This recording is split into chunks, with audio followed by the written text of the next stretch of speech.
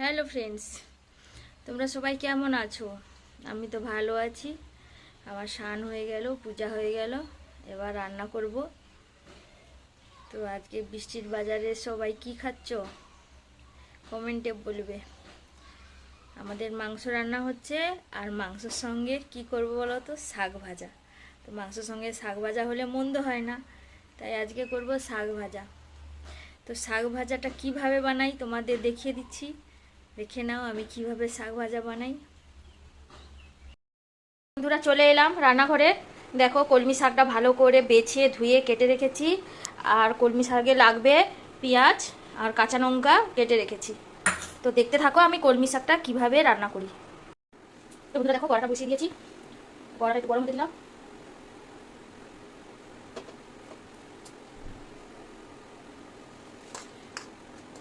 তো গরম হয়ে গেছে, এবার দিয়ে দেবো শাকগুলো।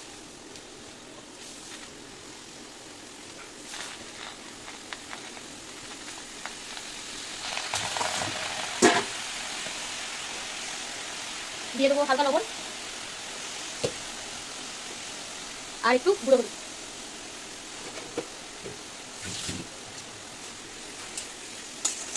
এবার ভালো করে একটু নেড়ে নেবো।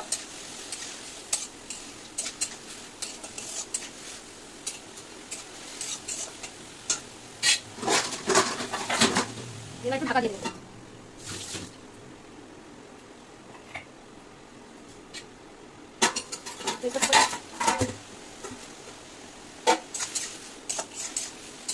তো এইভাবে রসটাকে মেরে নেবো।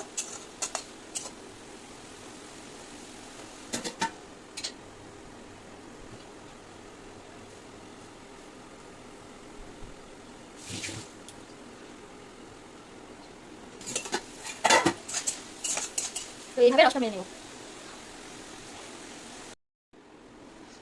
তো দেখো, এবারে শাকটা সেদ্ধ হয়ে গেছে আর জলটাও শুকনো হয়ে গেছে।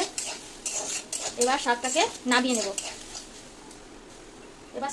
নেব। তো এবার দেখো, কড়াই বসিয়ে দিয়েছি, একটু তেল দিয়ে দিয়েছি সামান্য। তেলটা একটু গরম হতে দেবো।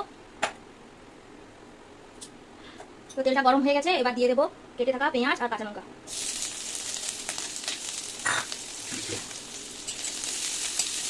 এবার পেঁয়াজ আর কাঁচা লঙ্কাগুলো একটু ভালো করে তেলে ভেজে নেব।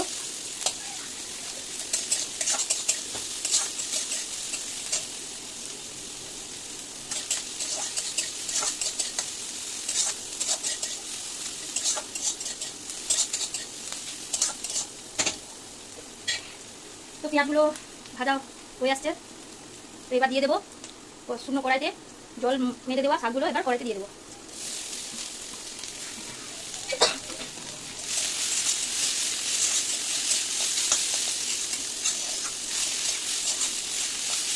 এবার এগুলোকে একটু ভালো করে সব পিসটা ভেজে নেব।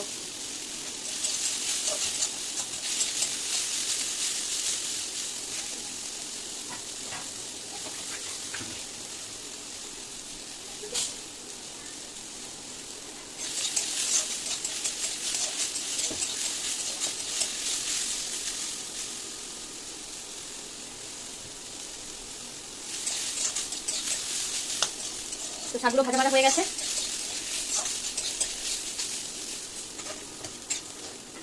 এবার গ্যাসটা বন্ধ করে দেবো। তো বন্ধুরা, দেখে নাও আজকের লাঞ্চের মেনুটা কি আছে। আছে যে শাক ভাজা আর চিকেন আর আমের চাটনি।